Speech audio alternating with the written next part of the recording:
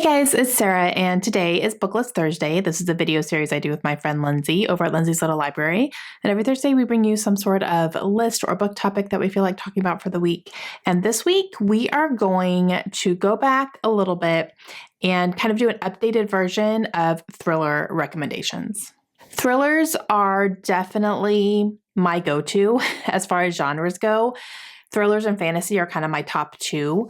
And some of my favorite books of all time have been thriller books. And when I find those really, really good ones, they stick with me for a very long time. And it's been a while since we've done a thriller recommendation. And I wanted to share some of them are a little bit more recent and just ones that I haven't necessarily done in recommendation videos a whole lot or ever. So I just wanted to talk about some of these because these are some of my favorites that stick out in my mind. Okay, the first one is a newer thriller author who is an auto-buy author for me now. I absolutely love both of her thrillers that have come out, and she has one coming out this year as well, and I am all over it. I'm so excited for it. So that is Ashley Winstead. Her debut novel was In My Dreams, I Hold a Knife, and I loved this book. This follows a group of college students, and they are coming back for their reunion at their college. Now, it goes back and forth because when they come back to their reunion, they are confronted with the death of one of their groups that happened in college. And so they are definitely forced to revisit that time and get into a situation where they're now trying to actually figure out who killed her because it was never really proven about who killed her. So they're trying to dredge all this up and figure out once and for all who killed their friend. And you're going back and forth, like I said, in timelines. And this is definitely an example of all these people are kind of terrible. They're all pretty terrible. But you definitely find yourself kind of rooting for people and getting to really understand them because it's a lot about the characters. It's definitely about the mystery too, but it's a lot about them and kind of what brought them to the point of the death of their friend. And so you really get to know them. And just secrets are everywhere and you're finding things out. It's so good, you guys. It is so good. This is definitely a darker book as far as the themes in it go, but I absolutely, absolutely loved this. Now, I raved about The Last Housewife by Ashley Winstead last year because that was my favorite book of the year. That one was incredibly dark to a point where I could not recommend it to everybody. But this one I can. This one I feel safe recommending to everybody. So if you are interested in her but don't want to go quite as dark as The Last Housewife, this is where it's at for sure. So if you haven't read this one, I highly, highly recommend it. Okay, this next one is a very popular book, but it is a favorite of mine for a reason. This book even still sells to this day at our store. Like we sell this book all the time. It basically sells itself. So whenever someone buys it, I get very excited and I tell them, oh my gosh, that was one of my favorites. And that is The Silent Patient by Alex Michaelides.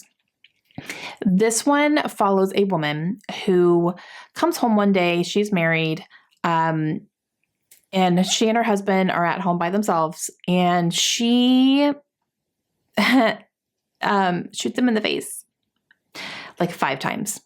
Like it's not an accidental thing. She did this on purpose. And after that, she stops speaking, goes completely silent. And she is confined to a psychiatric hospital because it's believed that she did this under a psychotic break. So she is put into this place, and then while she's there, there's a psychologist that is working there, and he is determined that she is going to be his pet project. He's going to be the one to break her, basically, and to get her to talk again. He feels very passionately about getting her to that point. And so you follow that whole thing happening, and then along the way, you find out, exactly what happened and why she did this and all that kind of stuff. So this is definitely a slower burn. It's not completely action-packed. It does get to a point where it gets pretty action-packed, but it's not that way throughout the entire book. So just kind of go in and prepare to be, to have some slower parts. but the slower parts are very important as well. So it's definitely not, the slower parts are not boring by any means, but it's not like a fast-paced thriller. It's more of a quieter type. But I absolutely, absolutely loved this book. Okay, this next one is The Life We Bury by Alan Eskins. And this one is actually the start of a series. And this one follows a college student who is working on an assignment where he has to interview a complete stranger about their lives and basically write a biography about this person. And he doesn't really know who to interview. He has a hard time trying to figure all this out.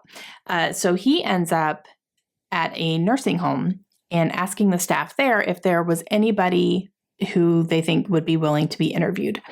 And they end up pairing him with a man who is in this nursing home, but it's under kind of a hospice type situation. And he is a convicted felon. He has been found guilty of murder, and he is living out the rest of his days at this nursing home. So we follow that. And then as he is learning this man's story, he's realizing, hey, I don't think this guy did it.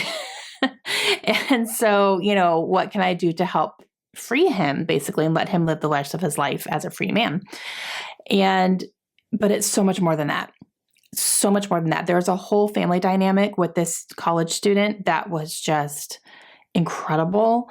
And his brother was such a great character, and their dynamic together was really amazing.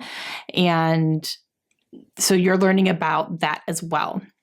So a whole lot goes into this book. This one is action-packed. I was not prepared for that at all. I did not think that this was going to be, just like thrilling and I can't put this down and what's going on. But that's what this was. And it was fantastic. I absolutely loved it. So another high recommend and start of a series as well. All right. Colleen. Now, I'm doing a thriller video talking about Colleen Hoover. Yes, I am. Because this is a thriller. This one right here, Verity. And I knew that going in. I knew that it was like a mystery thriller, definitely. And it was fantastic. I absolutely love this one. So this follows a woman who is an author. She's having a really hard time. And she gets approached by a family of an author who she knows about. She's very prolific. She has this best-selling mystery series. But she is now in a medical situation where she cannot write anymore. And the publishers want to keep going with this series, so they want to basically hire a ghostwriter to continue the series, and they end up choosing her. So in order to do that, she needs to visit this author. She needs to have some visits with her. She needs to go through her office. She needs to find her notes about the series and where it was supposed to go and all that kind of stuff. So she basically needs to do her research in order to finish out the series for this author.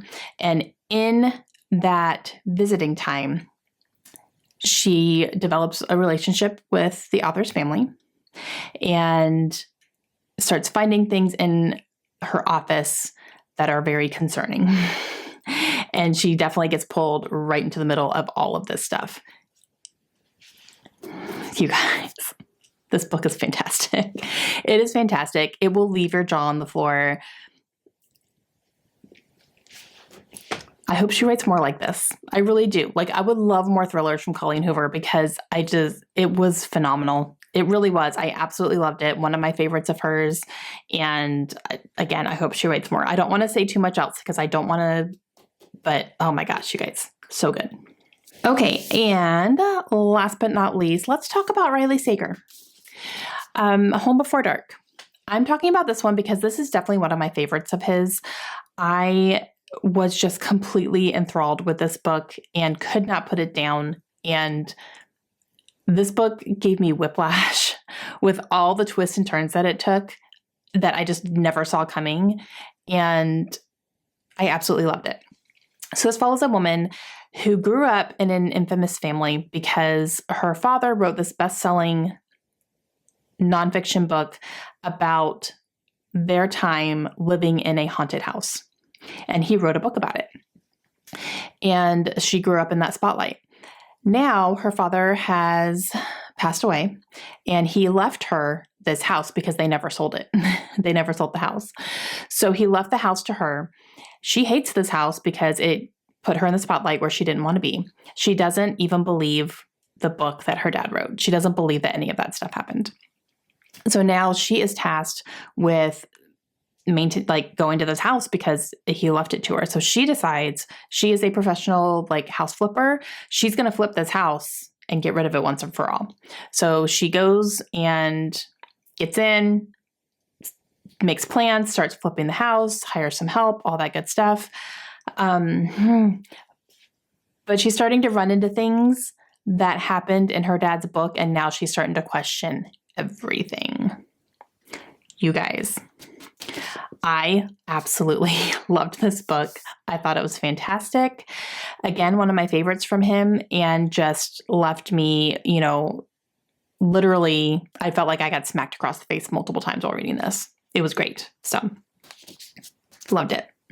Okay, guys, those are 5 thrillers that have just really stuck out in my mind. And I've read all of these a while ago, but all of them have stuck in my mind and just stayed with me and have become favorites of mine. So hope you guys enjoyed that. If you guys are thriller readers, please leave your recommendations down below. What are some of your all-time favorites? I would love to know that.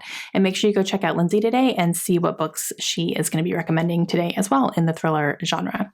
We will see you guys again soon. Have a great day. Bye.